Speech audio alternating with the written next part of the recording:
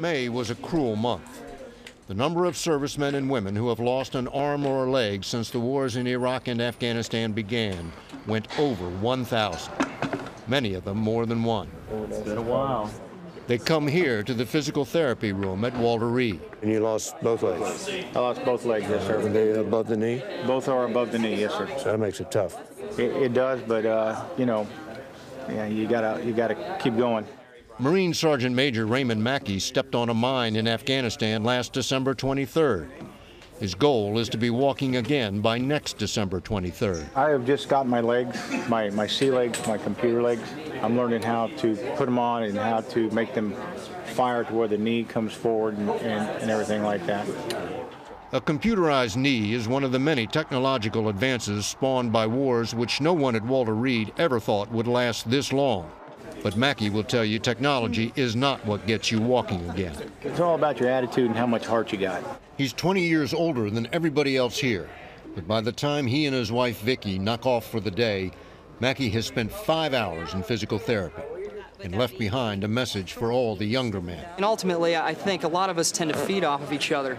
How else are you going to get better if you're not pushing yourself? At least, I mean, you use the other people to measure your success. Josh Toohey got hit last September, roadside bomb, Afghanistan, and has been walking with a vengeance since January. I had a level of physical fitness I was at prior to my injury, and it's just imperative for me to get back to that level. I'll settle for nothing less. After trying a number of different legs, he settled on one without a computerized knee. I never was a firm believer in the concept of having to plug a leg in at night like a cell phone.